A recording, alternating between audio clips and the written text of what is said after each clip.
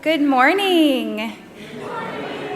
My name is AJ Jaraska. I use they, them pronouns. I'm a seminary student and a member of this church. And I am a 39-year-old white non-binary person wearing a long-sleeved button-down this morning. So this is a vibrant and busy time for First Unitarian Universalist Church of Austin. So before we formally begin our worship service, we want to invite you to lend your attention to a few brief announcements that will let you know about some ways to get involved in the life of the church. So, are you interested in community, service, and policy-based governance, or at least two of these three? If so, the First UU Nominating Committee is looking for individuals to serve on the First UU Board of Trustees or Nominating Committee. The Nominating Committee puts together a slate of candidates for the board.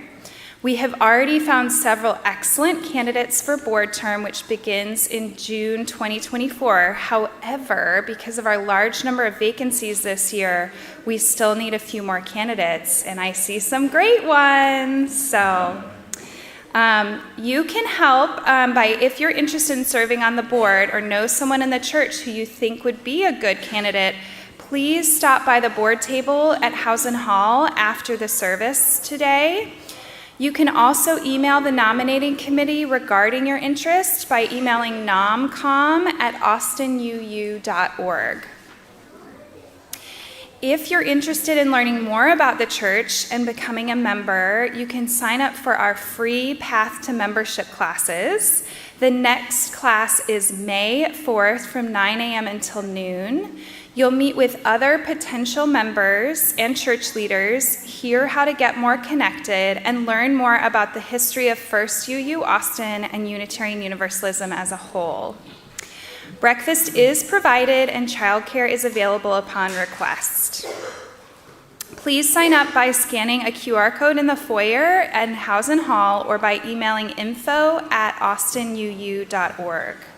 We hope to see you there. Since our theme today is doing justice, we would be remiss if we did not mention that tomorrow is Earth Day. Please see the Friday newsletter email or go to austinuu.org, click on About Us, and then News for more information on Earth Day events. Also, stay tuned for more information on our upcoming July for Justice activities, featuring many of our reproductive justice opportunities. And mark your calendars for our July 21st worship service focusing on men and reproductive justice. Finally, please join us at 1 p.m. here in the sanctuary or on the main church Zoom for our fall pre-congregational meeting. We will go through the agenda for our actual congregational meeting, which will be held on May 19th, but today that'll be without taking any votes. Informational packets are available at austinuu.org and in the church copy room. Now, let all who have gathered in beloved community, whether in virtual space or in person, join our spirits in worship together.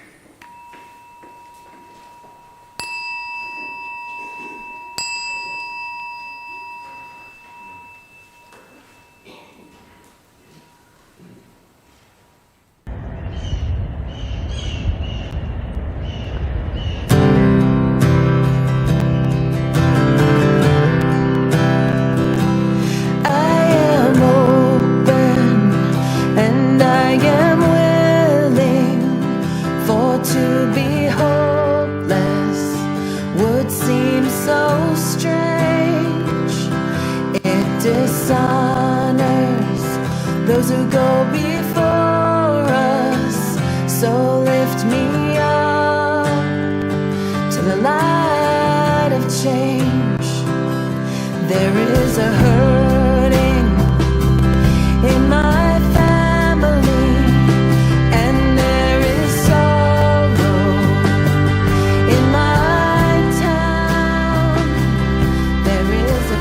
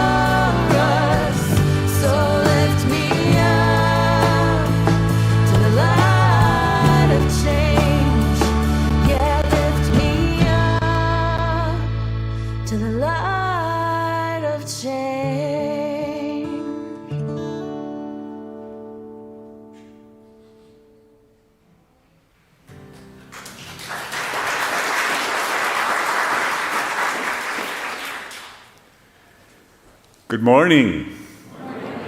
Whether you're joining us in virtual space or here in the sanctuary, welcome to First Unitarian Universalist Church of Austin. We are a spiritual community dedicated to a free and responsible search for truth, meaning, and beauty. I'm Reverend Chris Jimmerson, co-lead minister here at the church. I am a 6-foot white male with brown hair wearing all black except for a bright yellow stole. My pronouns are he, him. It is a joy to be with you today.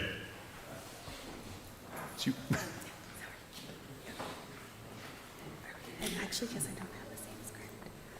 Okay.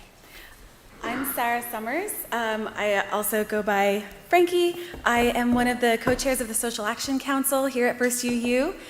I am a 5'5" white woman with brown hair and my lucky rainbow scarf, and my pronouns are she, her. I am also thrilled to be here with you today. I especially want to welcome you if you are new to the church. If you are joining us remotely, please say hello in the comments and let us know from where you are viewing the service. If you are here in person, please join us for the social hour after worship. Either way, we invite you to fill out the online visitor form at austinuu.org. Simply click on worship, which will then show you a link to the form. We would love to get to know you better. Today is a special service during which we will explore how doing justice and building the beloved community are integral to our spirituality and our Unitarian Universalist theological heritage and grounding, as well as how we need community and spiritual replenishment to sustain that work for justice. We will also celebrate First UU Church of Austin's history of doing justice and how we are continuing that social justice legacy today, and let you know how you can nourish your own soul by getting involved. To find out even more, please visit with representatives from our main social justice pillars, which are our focus areas, who will be available at tables during our social hour after the service. We come from a long tradition of seeing a spark of the divine in every person. And it's in that tradition, our living tradition, that I invite you to greet the holy among us this morning, either in the comments online or by turning to those around you.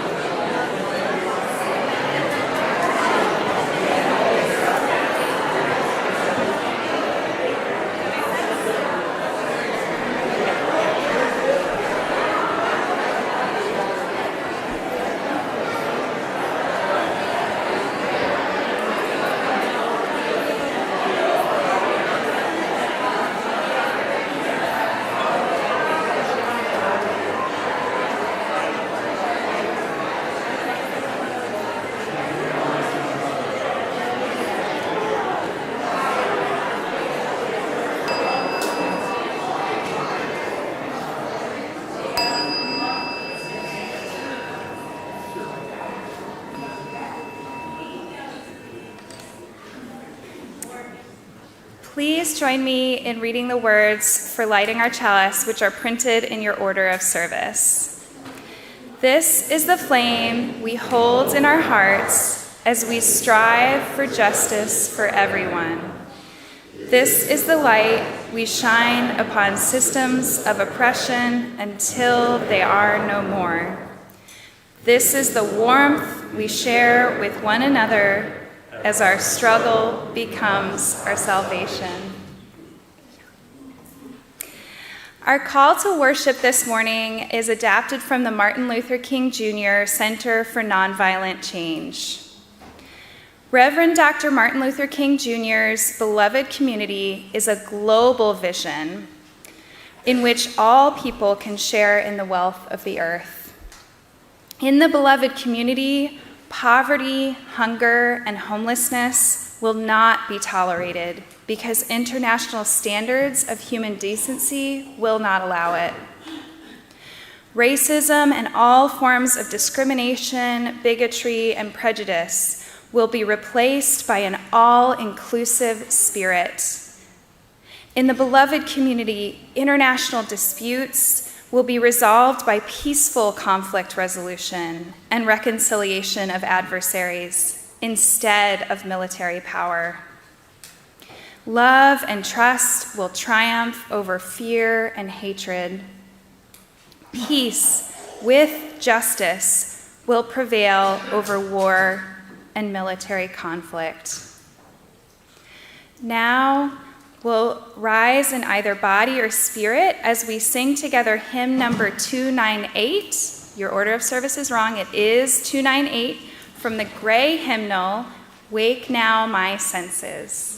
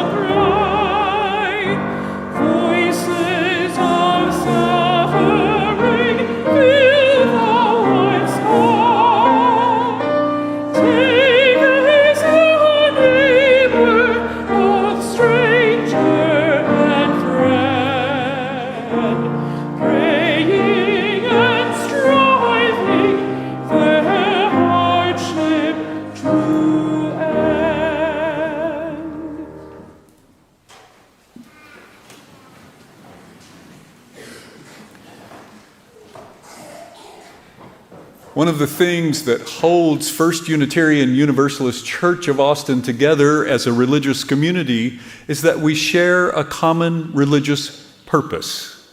For this church, that purpose is our mission. The congregation wrote it together, we put it on our wall, and participants in worship say it together every Sunday so that we might more readily carry it in our hearts throughout the week. Let's do so now. Together, we nourish souls, transform lives, and do justice to build the beloved community.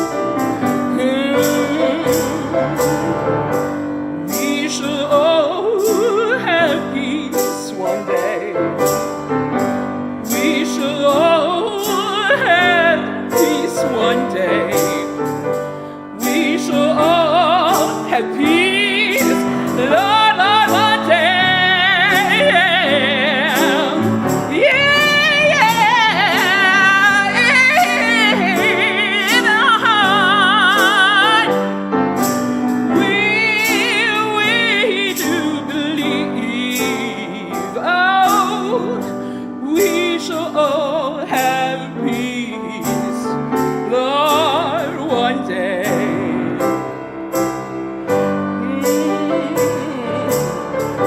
We shall all be free one day, Lord. We shall all be free, Lord. We shall all be free, Lord, on one day.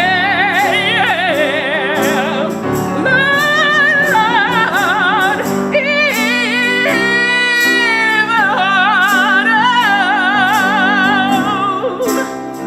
I do believe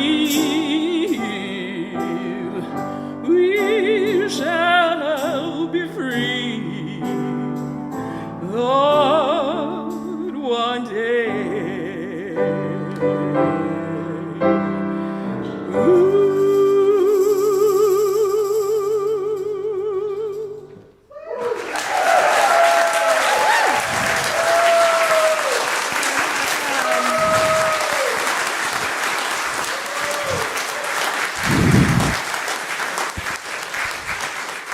Thank you, Rena. That was awesome. I'd like to invite the children and youth or anyone young at heart to come up to the front for our Time for All Ages. We'll have the pictures up here, but we've also got them here if you want a closer look. Yes, youth group, thank you. Oop.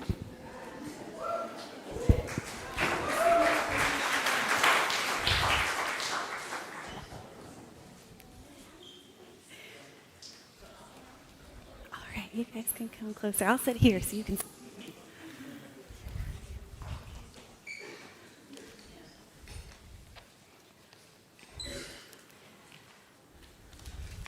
All right, today we're going to read the story of Rip Van Winkle. In New York, the Hudson River winds deeply through the Catskill Mountains. Long ago, hardworking Dutch settlers built towns along this river and farmed the rich but rocky land. You can be sure that when the farmers gathered together to celebrate the harvest, someone would tell the tale of Rip Van Winkle.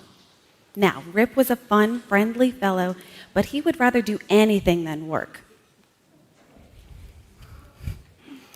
He played with the village children, napped, and told stories with his friends at the tavern. This suited Rip fine, but it was a bit hard on his wife, Mary, and their two children, Rip Jr. and Judith. I'm going to guess Mary is not the one who wrote this. It might have said something else. One morning, Rip walked around their farm just as he did every day. The roof needed to be fixed before the next rain. The cow had gotten out again through the broken fence. His fields were full of weeds. Rip sighed. There was so much to do, and it was such a beautiful day for a hike. He decided work could wait. He whistled for his dog, Wolf, and headed into the mountains. After climbing up a steep hillside, Rip rested. He took a deep breath of cold autumn air. That's something you get in New York, but not here. It smelled of apples and the last flowers of summer. Leaning back, he watched the clouds drift by. Hours later, Wolf began to bark and growl. The sun was just dipping behind the mountains, but there was still enough light to see. Rip didn't see anything that could have upset Wolf. Suddenly, a voice cried out, "Rip Van Winkle!" "Who's there?" asked Rip. No one answered. Wolf bared his teeth and growled again. "Come on, boy," Rip said to his dog. "Let's go home." Then the voice cried out again, "Rip Van Winkle!" "Who is it?" Rip demanded.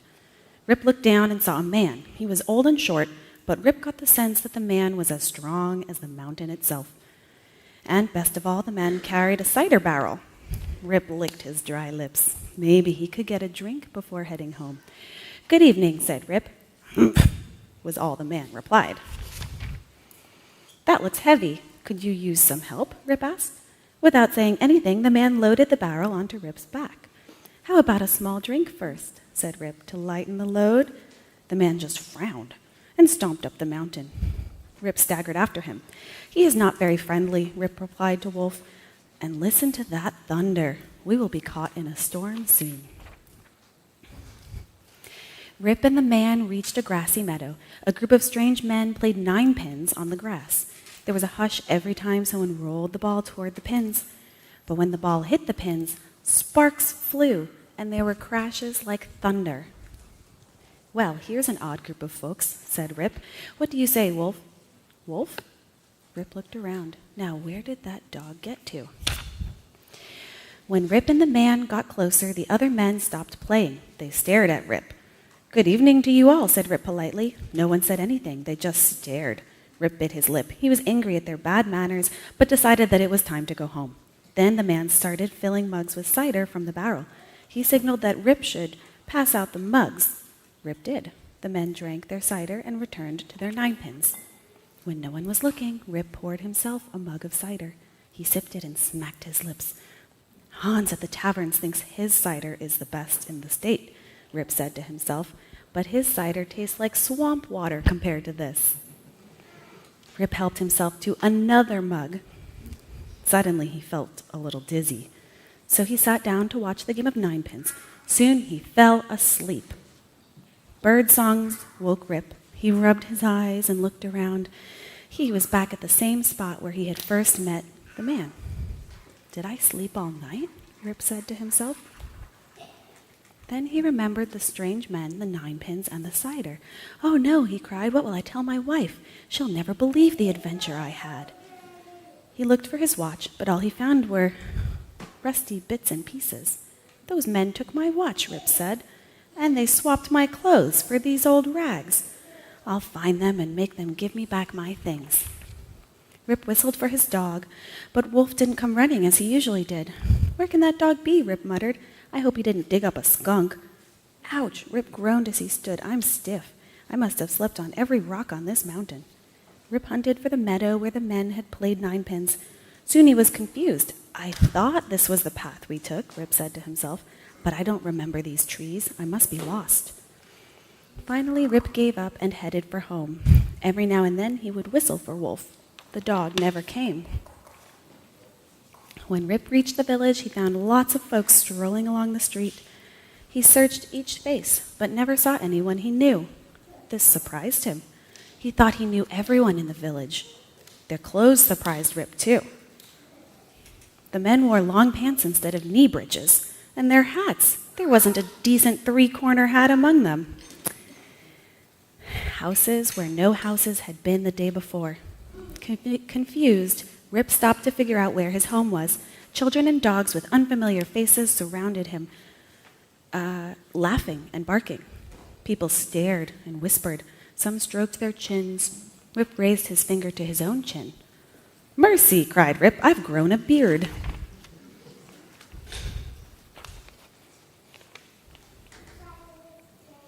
Rip saw a young blonde man leaning against a post. "He looks just like me," Rip whispered. Everyone laughed again. Rip said, "Not like me now, not with this beard." Rip shook his head. "I don't understand," he said. "I fell asleep in the mountain last night, and now everything is different." Well, folks tapped their foreheads and nodded at each other. They thought Rip was crazy. A baby in the crowd started to cry. "Hush, Rip," said its mother. "That old man won't hurt you." Rip heard her. "What is your name?" he asked. "Judith Gardner," said the woman. "Who was your father?" asked Rip. "Rip Van Winkle," said Judith. "But you won't find him here. He disappeared into the mountains 20 years ago. His dog came back without him. We always thought he had been eaten by a bear." "Is your mother Mary about?" asked Rip. "She died a long time ago," Judith said. "And how do you know my mother's name?" "Because I am your father," cried Rip. "Doesn't anyone recognize me?" An old woman pushed her way to the front of the crowd. She peered at Rip. "It is Rip Van Winkle," she said. "Well, neighbor, what have you got to say for yourself? Where have you been these 20 long years?" Rip told his story. Some folks believed him, and some folks didn't. Rather than fight about it, they decided to ask old Peter, the oldest and wisest person in the village. They found him at home. He remembered Rip and was most interested in Rip's tale. "Strange beings have always haunted the Catskill Mountains," said old Peter.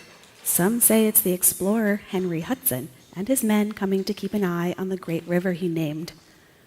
After that, they say, Rip moved in with Judith and her husband and their children. Rip Jr. lived with them too and helped on the farm. And to this day, when the thunder booms over the Catskill Mountains, folks say, "Listen, it's Henry Hudson and his men playing ninepins." If you ever get the chance to meet them, don't sample their cider. Just ask Rip Van Winkle. Okay, thank you. So today is an all-ages service, and we're going to stay in the sanctuary together. And we have some other stories that we'll be sharing with you. So you can go back to your seats. If you need fidget bags, they're just outside the doors.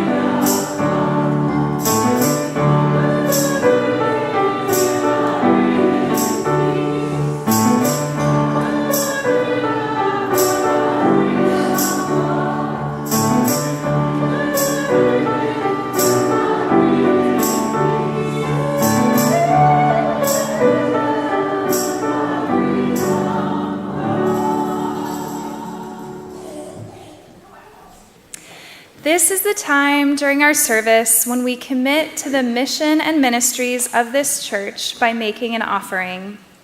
We give out of our own so that together we might build a better world.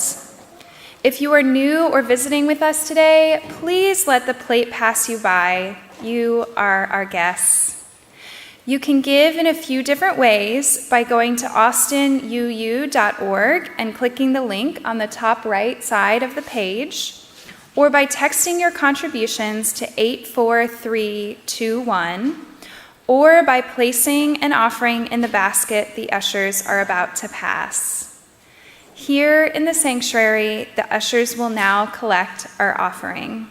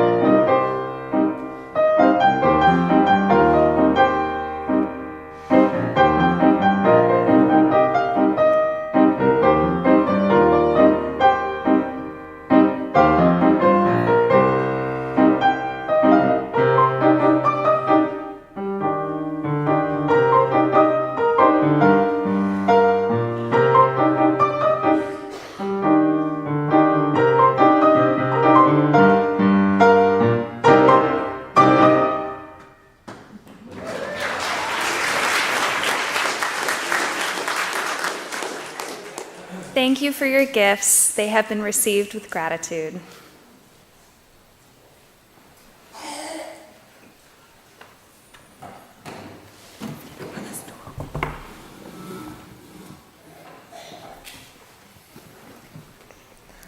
This reading is from Reverend Dr. Martin Luther King's Ware Lecture addressed to the UU General Assembly in 1966. I'm sure that each of you has read the arresting little story from the pen of Washington Irving entitled Rip Van Winkle. One thing that we can usually remember about the story of Rip Van Winkle is that he slept 20 years. But there is another point in that story which is almost always completely overlooked. It is the sign on the inn of the little town on the Hudson from which Rip went up into the mountains for his long sleep. When he went up, the sign had a picture of George III of England. When he came down, the sign had a picture of George Washington, the first president of the United States. When Rip Van Winkle looked up at the picture of George Washington, he was amazed. He was completely lost. He knew not who he was. This incident reveals to us that the almost striking thing about the story of Rip Van Winkle is not merely that he slept 20 years, but that he slept through a revolution. When he was peacefully snoring up in the mountains, a revolution was taking place in the world that would alter the face of human history. One of the great misfortunes of history is that all too many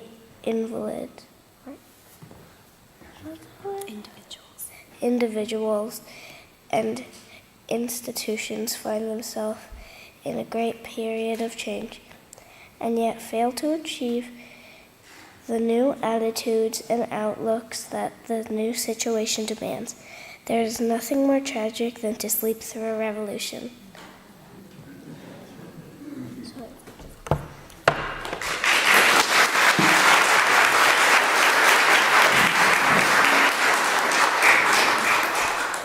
Thank you, Ani. This is the time in our service when we center ourselves together. We breathe together. And breathing together, we sense one another's loving presence. Breathing in, breathing out. We follow our breath to a deeper place inside, a place of greater wisdom, that place where a spark of the divine resides within each of us. And breathing together, we enter into a time of sacred silence together, remembering that we also hold sacred human sounds, including those of small children. Breathing in, breathing out, we now enter the sacred silence together.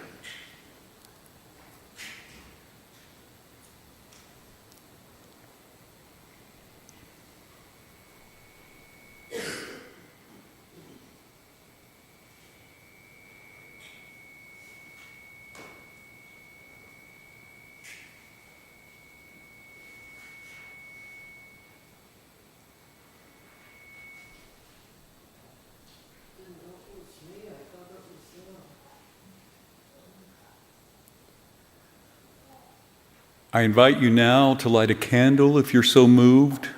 Candles representing sorrow, joy, remembrance, hope, whatever is on your heart at this time. As we light candles, I invite you to keep in your mind and heart members of our community who are ill or in sorrow, as well as those who are celebrating joys. We also hold deeply within our hearts all of those who are suffering such tragic and unnecessary loss, famine, and continued killing in Palestine, in the situation between Palestine, Israel, and beyond. May more compassionate souls bring an end to the senseless brutality of the innocent and cease for good the deadly fire that threatens to engulf an even greater expanse of humanity.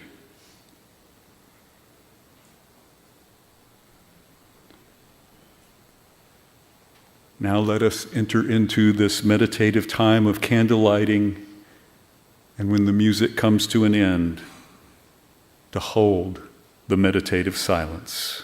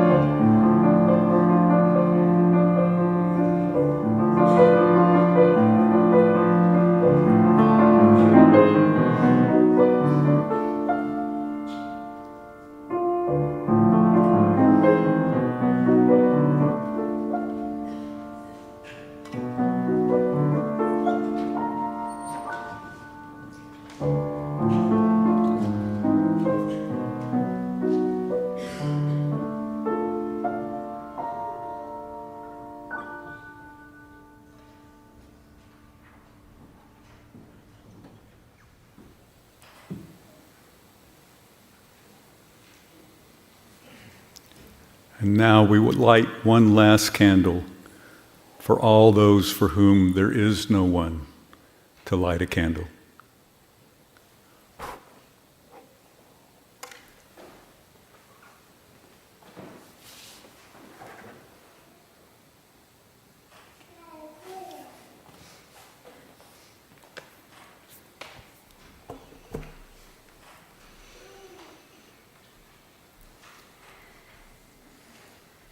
Good morning. I am still happy to be here, and I have so much to tell you. I have always thought of the flame in the chalice as representing the spark of the divine within each of us. I guess that I came up with that as a kid because sparks, fire, yeah, it made sense. I knew the story about the Austrian artist and fighting the Nazis and just figured it made a cool origin story, but didn't think about how that affected my life in the present day. I also figured the chalice was vague enough to be open to interpretation, since a free and equal search for truth and meaning is a core of our religion, so people were going to have their own interpretations of it, and that's a good thing. Interestingly, a pamphlet about the flaming chalice by Susan Ritchie says this about it. When we light the chalice in worship, we illuminate a world that we feel called upon to serve with a sense of justice, with a sense of love and a sense of justice. This flame is what one of our beloved congregational hymns terms the fire of commitment. Well, now that resonates with me too, especially because the story I was told while interning at the Unitarian Universalist United Nations office was that the Unitarians and the Universalists started working together at the UN before the organizations had even finished merging. So I have been describing this religion as a social justice faith since I was about 19. At least from this perspective, and of course we can tell our stories from many perspectives that shed different lights depending on what we want to convey. So at least from this perspective, the present-day iteration of Unitarian Universalism is largely predicated on our work for justice and making the world a better place. But I always framed it as work the church was doing. Again, not necessarily thinking beyond my own passion for recycling and ethical eating. But thinking of this flaming chalice as the fire of commitment also recognizes the significance of our own First UU Austin chalice lighting, particularly the part that goes, as our struggle becomes our salvation.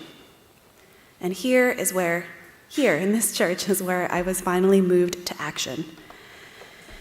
I admit, when I first came to this church, two things stuck out to me that I was not too sure about.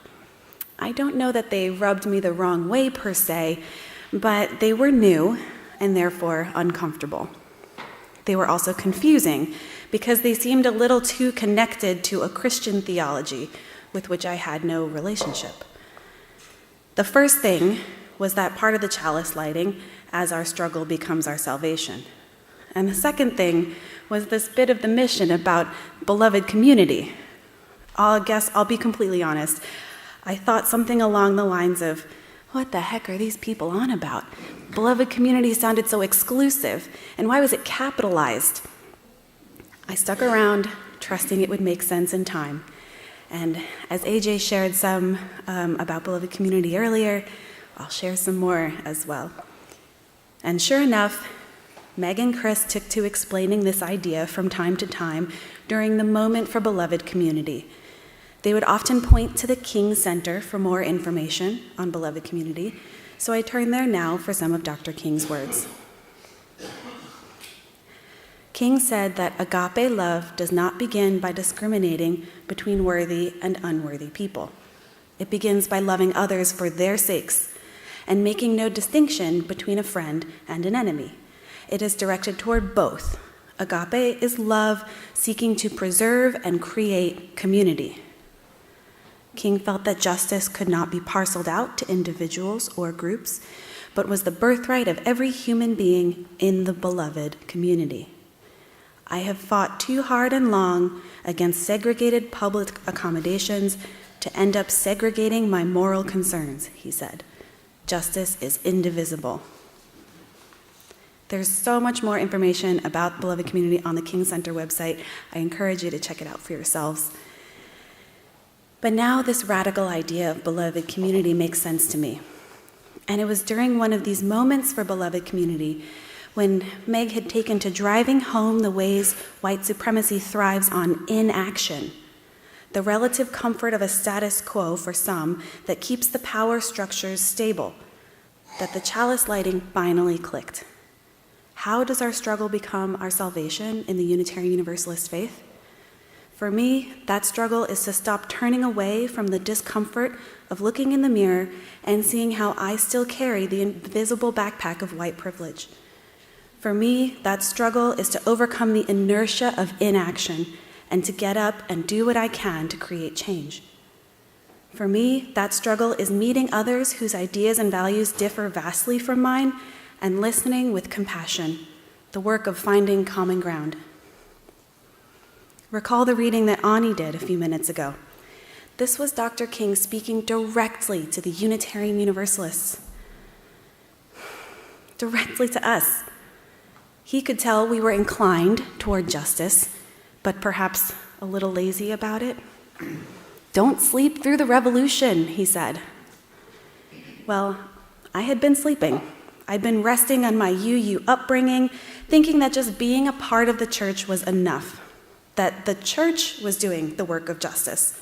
But of course, we are the church, and we are the ones who have to do the work. But do not despair in the overwhelm of all that needs to be done. There are so many awesome ways to get involved here. First UU has an amazing history of social action work, which I know was promised we would discuss. But in the interest of galvanizing you to take your own actions today, I will instead tell you about the work that is being done at present.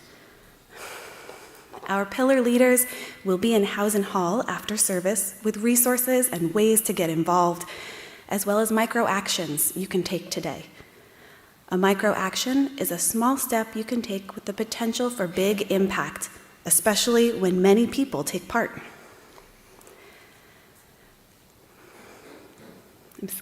Peggy Morton is our point person for immigrant rights. Yeah.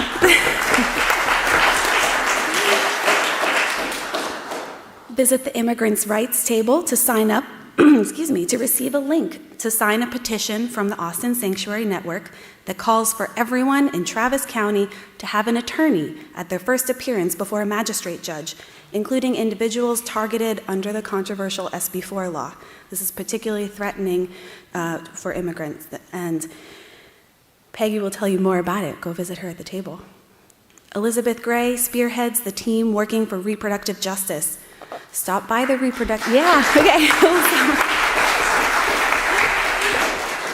I'll remember to stop for everybody. So stop by the reproductive justice table to learn about the anti-abortion clinics posing as resources for pregnant persons and how to get the word out about these places known as crisis pregnancy centers that target vulnerable teens in particular with unscientific information. And the microest of micro actions that you can take is to say abortion. Say the word. Richard and Becky Halpin are the fearless leaders of the environmental justice arm.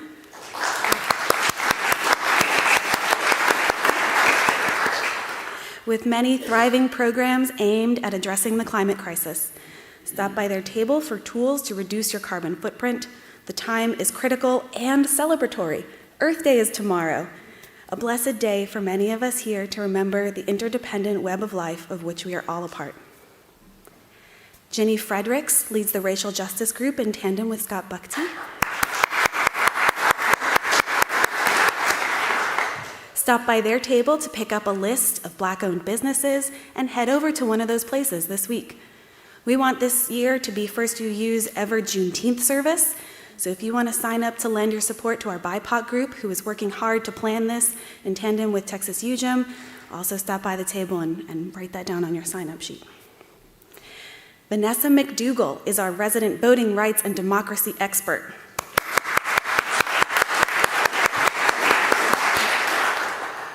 Stop by her table today to pick up a sample ballot for Austin's upcoming election and make your plan to vote.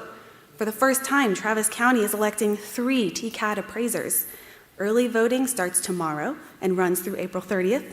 Election day is May 4th. Leo Collis is our LGBTQIA+ rights pillar leader. He has invited you all to join the Community Heart Circle today at 2 p.m. in room 13. They follow a similar format to chalice circles, so if you'd like to get a feeling for a UU spiritual discussion group, please join us and make new friends. Each of these groups represents a pillar of social action here at First UU. We formed the current pillars after conducting and galvanizing, sorry, it's not the end that hold on. Well, we did a survey, we got the data, we formed these pillars, and of course there is more work even outside of these groups. For example, we had an awesome team of First UUers, including a number of the high school youth, come out for IACT's Hands-On Housing event earlier this month, which is an interfaith action group that supports low-income Austin homeowners. So I'm really looking forward to talking with all of you at the Housing Hall Social Hour. We'll be at the tables and to live into our faith and do the work to build the beloved community. Thank you.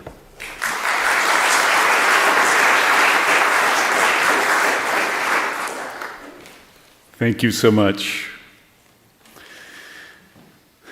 I want to start this morning with a story that I first told many years ago. I think the first time that I shared this pulpit with our minister emerita, Meg Barnhouse, right after she had promoted me to full-time minister with the church.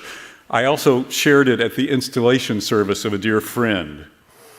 And to offer some context, I'll offer one more quote from the Reverend Dr. Martin Luther King. Occasionally in life, there are those moments of unutterable fulfillment which cannot be completely explained by those symbols called words. Their meanings can only be articulated by the inaudible language of the heart. And of course, as you've heard, Dr. King also made popular the term beloved community.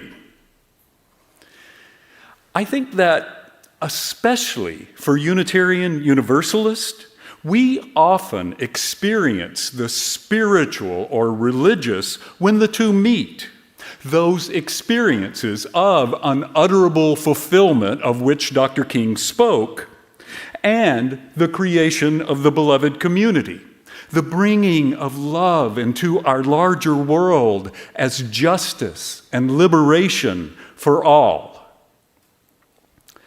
So, the story.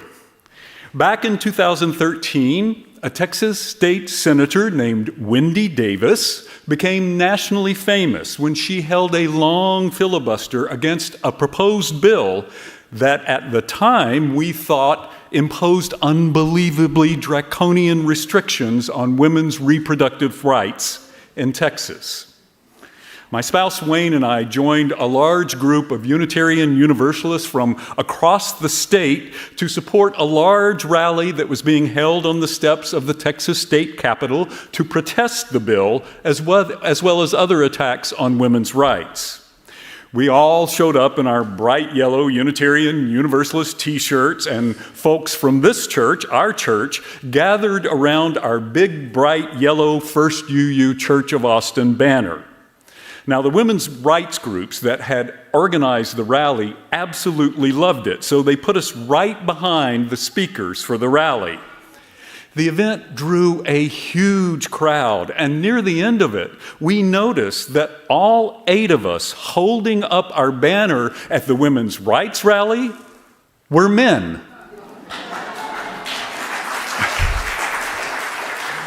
And that didn't seem so unusual for Unitarian Universalists, so we were just kind of amused by it. After the rally, though, as I walked back to my car, a woman I had never met touched my shoulder. I turned to her. She looked at me with tears in her eyes and said, "I just want you to know how moving it was for me to see a group of all men holding up your church banner." Then she looked briefly away, turned back to me, and said, "You know, I don't think of myself as religious, but I'm going to have to find out more about you folks."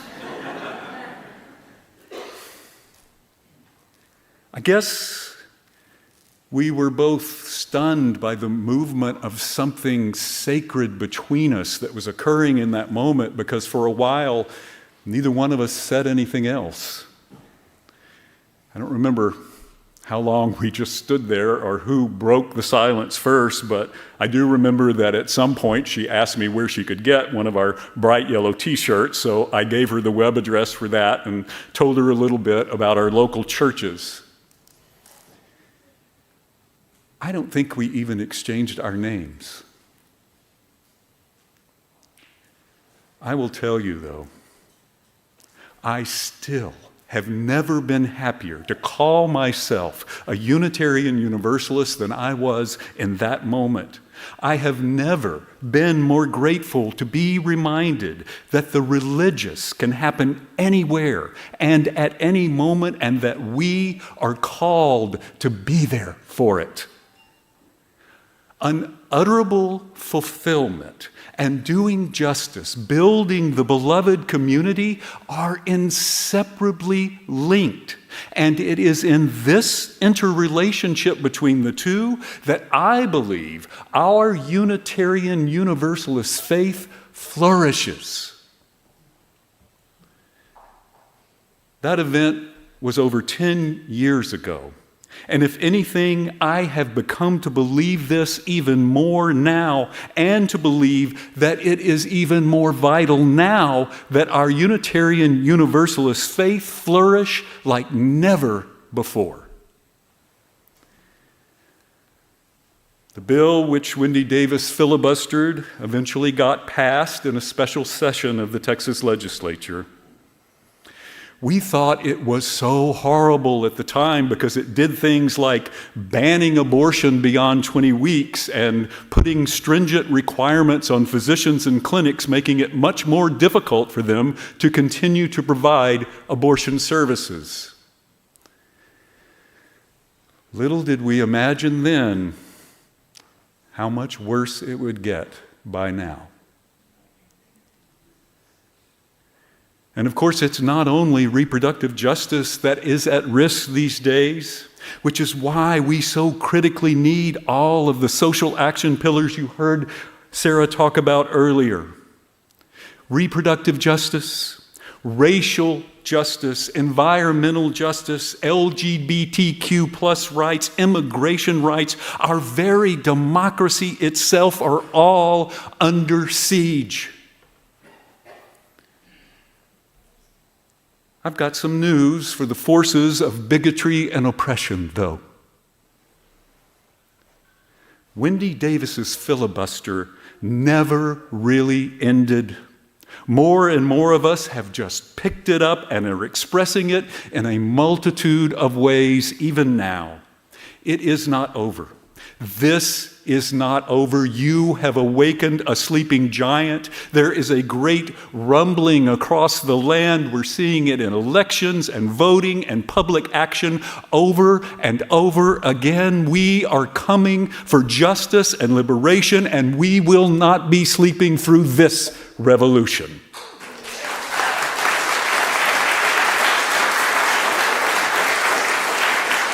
A revolution that will once again alter the face of human history, a revolution that has already begun.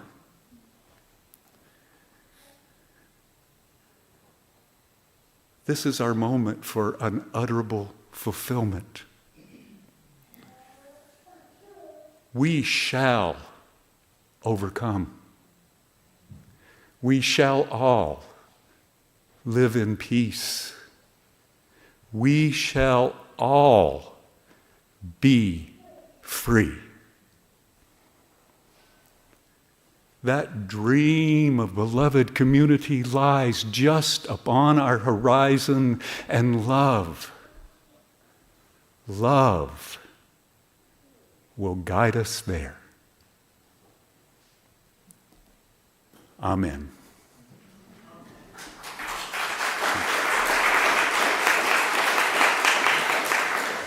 Now please rise in body or spirit as we sing together hymn number 131 from the great hymnal, Love Will Guide Us.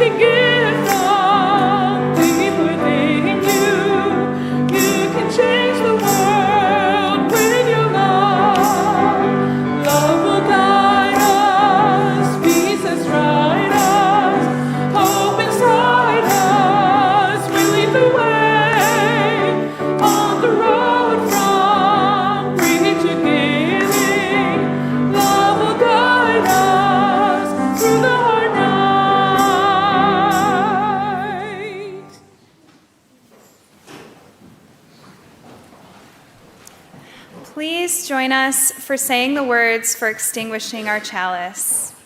We extinguish this flame, but not the light of truth, the warmth of community, or the fire of commitment.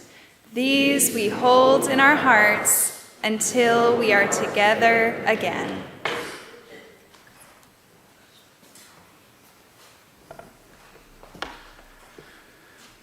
As we go out into our world today, may we know the spiritual fulfillment of working together to do justice. May we find solidarity beyond these church walls with the many, many folks in our community and beyond, and our world, who, like us, are striving to build the beloved community. Guided by love, may we remain ever awakened to the revolution. And in doing so, nourish souls and transform lives, including our own. May the congregation say, Amen. Amen. And blessed be. Go in peace.